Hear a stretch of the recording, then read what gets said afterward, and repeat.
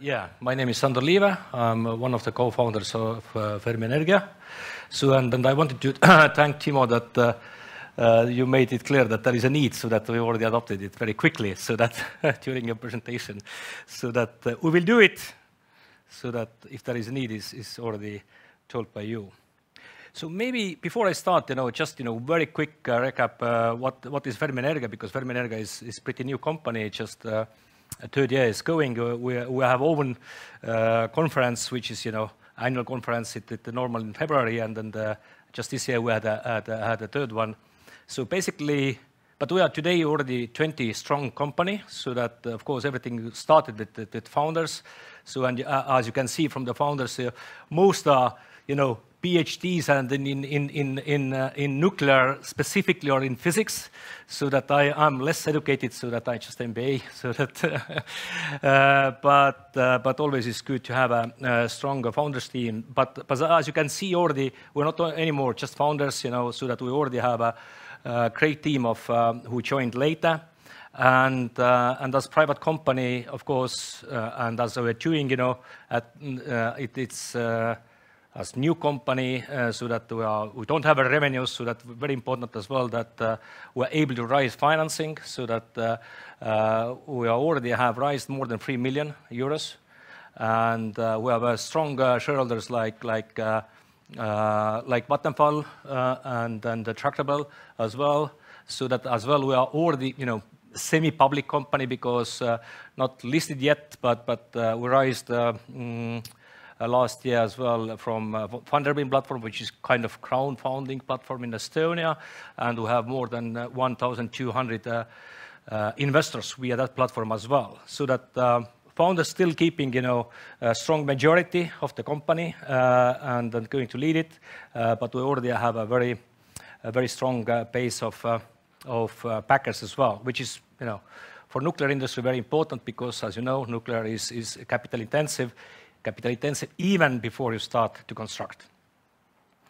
So I have a few slides, I will concerning the market. Timo covered it very well. I will be very quick, but just a couple of things. What is very clear, that fossil fuels, is that coal or oil shale, and actually I was very glad to see that Timo already had further from 2030, just oil shale, roughly it was like 300 megawatt. Probably you counted for over, and that's very much true, because as I have a background from Estonia as well, I know the assets, and basically, even the new built, the boilers what we did in the early 2000, they already today 20 years old, and from other hand, the generators and turbines never changed there from the 70s, so that we can't expect that these assets are going to technically work in 10 years. So that not talking about economics. So that about sun and the wind, we are great believers of it.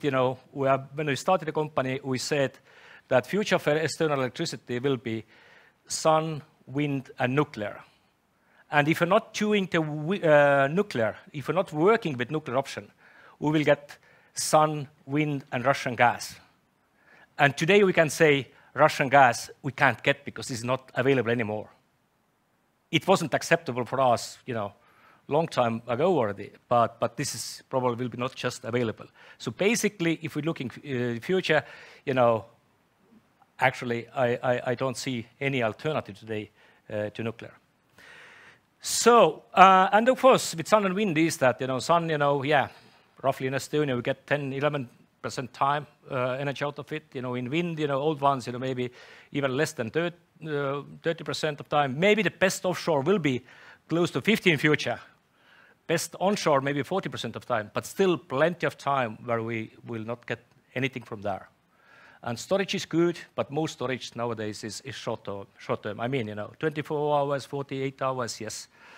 And the magic word hydrogen, yes. If we have a green hydrogen, I tell you, there is a many better solution to use this green hydrogen rather than to burn it again to make electricity. So that it will be good if we have a lot of excess energy, electricity to use electrolyzer and produce hydrogen. It will be good, but at the moment we don't have this excess electricity yet. And of course, if we're talking about electricity, then we can't forget about consumption growth. We like to electrify the transport, and that is calculation that just from the Nordics, in 10 years, annual consumption is going to rise 100 terawatt hours. Finland just alone at the moment is 80, and then Sweden roughly 150, adding Norway and Denmark. So, but the growth will be just 100 terawatt hours. I just remind Estonian consumption is 8.5 terawatt hours annually currently. But it's going to grow anyway as well. So I have a very quick slide about, it's slide from yesterday, exactly the same hour, the time difference because Central European time is, but it's exactly from 1 to 2 p.m. And you can see the flows. I like this Svenska Kraftnät because you have prices and flows at the same time. It's just recent week ago or something, you know, the Russian import to Russian export to Finland is gone. So Finland not importing anymore from Russia, nothing. But it used to be 1,400 megawatt constantly. That's gone. That's finished. So, and as you can see from this side that Sweden and Norway basically are net exporters. Not just in this hour, but they are really able to, in annual basis, to do that as well. You know, at this hour yesterday, as Timo very well explained, if the prices are high, then, you know, is even our oil shale-based generation with high CO2 cost can export. And yesterday, at this hour, we were exporting.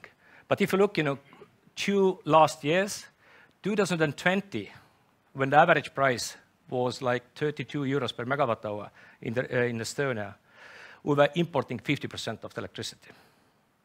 Last year, when the electricity price was, average price was in range of 86, if I recall correctly, we were importing 30% of the electricity.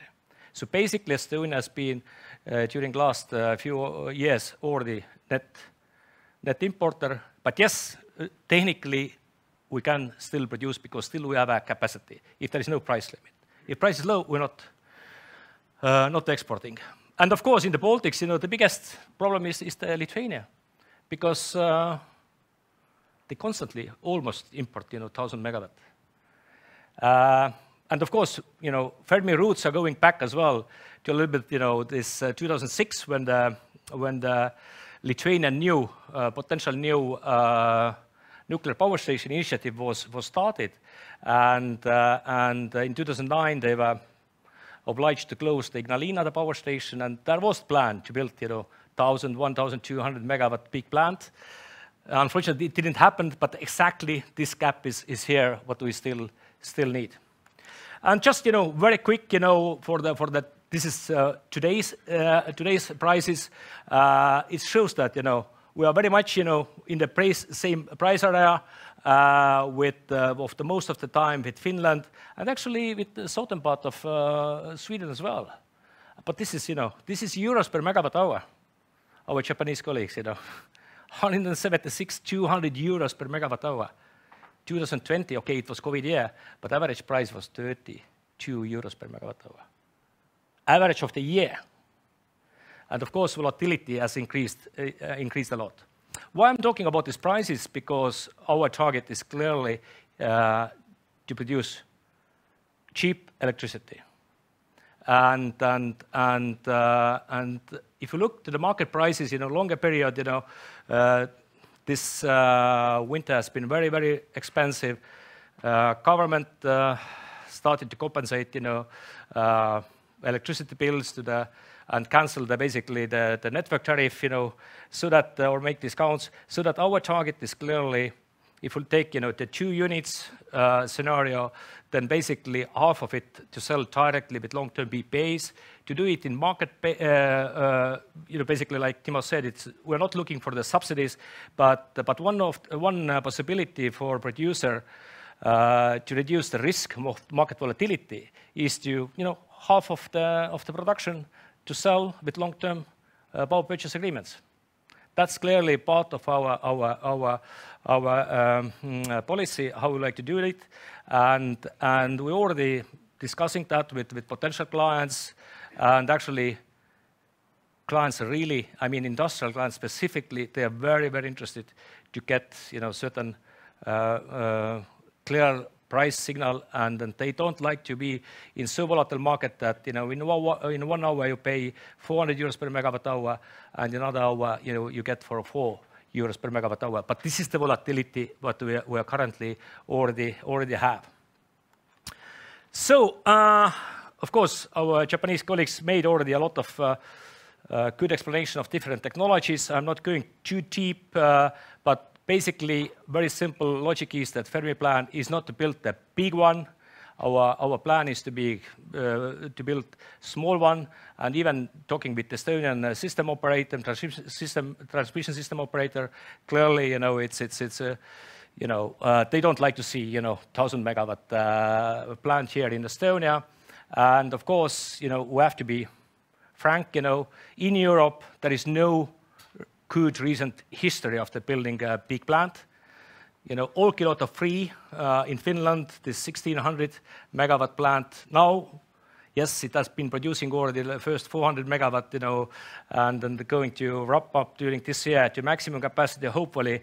But that has been, very long journey. They started 2004. It was supposed to be ready 2008 or 9.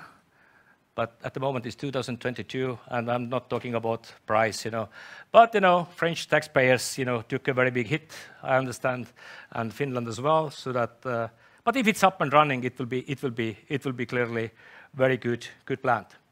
So, maybe most interesting and more concrete, what is our plan, time schedule? Timo said 10 years plus. Yes, our initial plan was 2035, up and running, the first plant. When the last winter, I mean November, December, high prices appeared, we actually analyzed once more. Can we do it quicker? Can we do it quicker? And then we had a discussion with government as well, and we squeezed actually the plan so that the first might be ready in 2031. Of course, very much helped that as well, that Ontario Power Company in Canada made technology decision. They are going for General Electric Hitachi boiling water reactor, 300 megawatt. They are going to apply this year already for the construction license. They have a site, everything is prepared.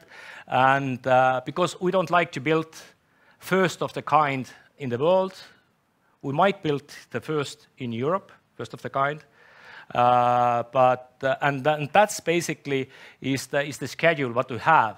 So that in the top, with this bluish is what government will do, hopefully, and with green one is our schedule. So basically, application for the construction license is planned for the 27. So that this is the plan. Of course, plenty of things have to be done from government side as well, like small things like nuclear law, like independent regulator. But I have to say that that the cooperation with government is and with all the ministries is extremely good. And of course, the high electricity prices, and of course, not talking about Russian aggression in Ukraine and all these consequences, just adding the need to act very, very, very quickly. So, about technology as well. Of course, there are plenty of SMR developments, and as small company, we have to be careful where we put our resources. And basically, currently, I just have 2 slides concerning technology.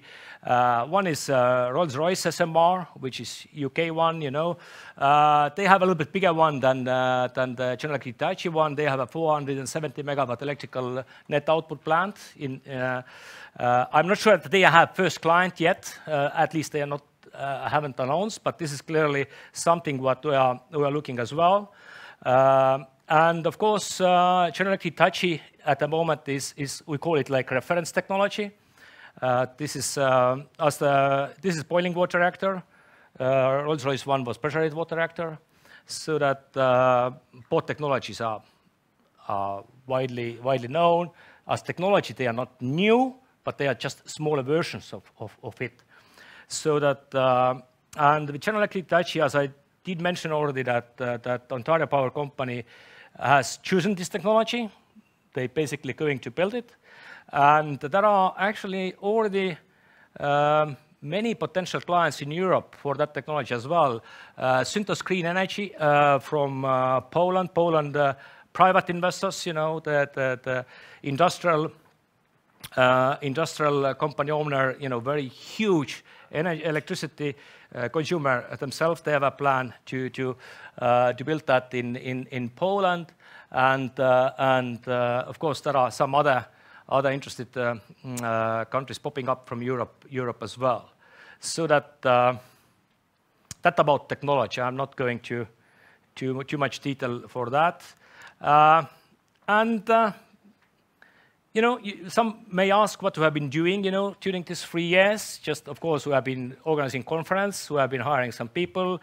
You know, from the press, time to time, we can read that we have been visiting some counties in Estonia, looking for the site. But of course, most important is that we have been doing, you know, a lot of studies together with our partners, and as well as Timo very clearly said that, you know, International Atomic Energy Agency is actually regulating very much how the, you know, new country should, you know, go with the process, and of course we are following this route together with government, and we have done a lot of studies, and that's our annual conference where we are announced the main findings of the studies. I think the summaries are all available as well in Fermi Energia site, basically online, so that you're all welcome to get details from there. So, but there is one minor issue with nuclear as well. You know, we understand there is a need for that. There is technologies available. There is willingness from government side as well to cooperate, but there is one more thing, you know, does public support it? And actually, we have been measuring since October 2019 the support and it's very important that the question himself as well to consider the possibility to use small modular reactor, you know, for the security of supply in Estonia. And yeah, we have been in like 58, you know, somewhere, you know, and big jump was actually this year, January. And as you recall, in November, December, it's actually started already slightly going up the prices in summer. But of course, November, December was the peak of the electricity prices, and support actually jumped to 68%. That's, and of course, we haven't measured yet what after this Russian aggression concerning Ukraine, what that actually could cause. So we will see that in August. So that we're not changing, we're not doing, you know, this public survey, you know, opportunistically. So that if some bad event, you know, then we just ask people. We're not doing that. We do it semi-annually. So the next one is fall, you know, August, September, as we have done normally that. And we have a data as well about how we're doing, you know, how nuclear does compared with other electricity production technologies. And actually, interesting thing is in January, nuclear jumped over to sun for some reason, you know.